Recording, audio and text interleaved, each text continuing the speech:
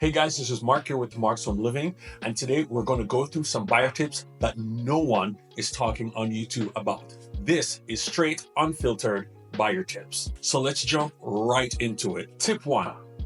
Don't buy resale if you're not getting closing costs. Resale homes are a great option, but here's the deal. If the seller isn't covering at least part of your closing costs, you might be leaving money on the table. In Phoenix, especially in the West Valley, sellers are often willing to negotiate. So make sure you're getting a deal that actually works for you.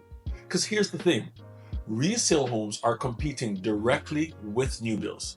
New construction often comes with buyer incentives like closing costs, rate buydowns, and even free upgrades. So your goal should be to hold the seller of a resale home to that same standard.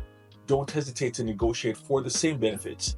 It's your money. Make it work for you. Tip number 2, make sure your lender is proactive and not retroactive. The right lender can make or break your buying experience. A proactive lender will guide you through the process, lock in competitive rates, and solve problems before they arise. And here's an important example, right? Real estate contracts are based on calendar days, not business days. That means weekends count and deadlines don't just stop because it's Saturday. So choosing a lender who's willing to work and communicate with your agent on weekends can be a game changer and is a game changer. Whether it's finalizing documents or resolving an issue, a responsive lender can keep the deal on track.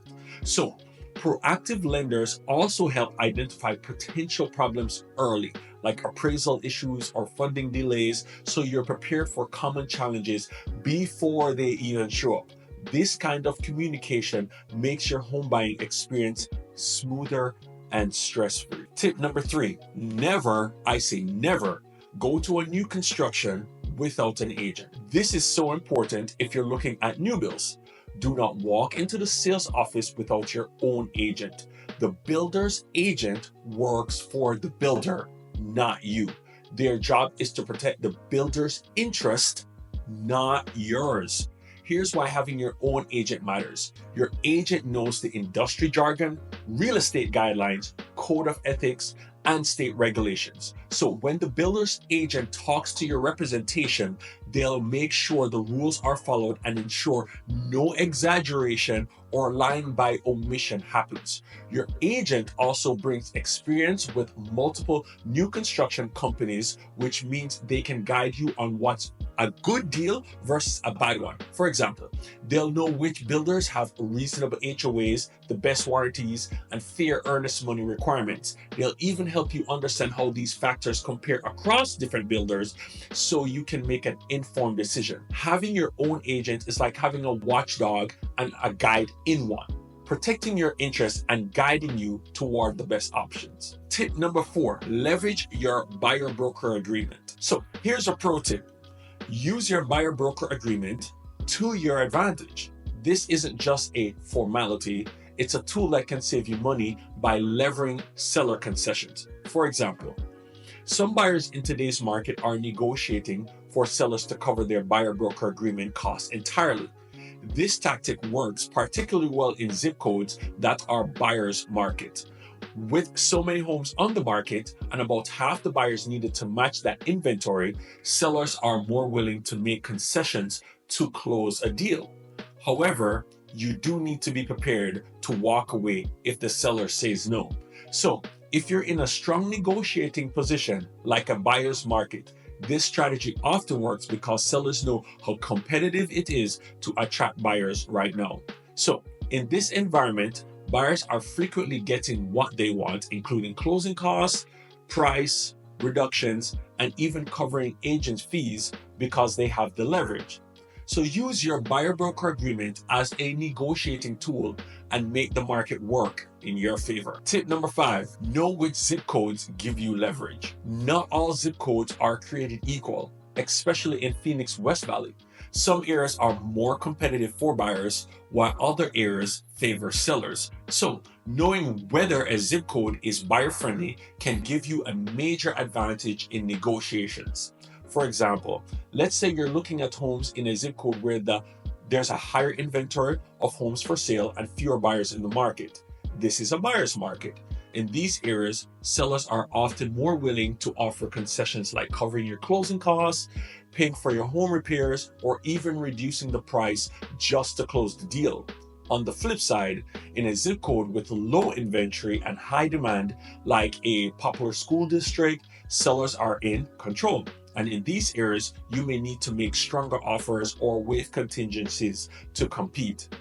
Understanding these dynamics help you strategize and focus your search in areas where you have the most negotiating power, ultimately saving you time, money, and stress. Tip number 6, use sold homes to guide your offer. When you're serious about buying a home, it is not enough to look at the listed prices.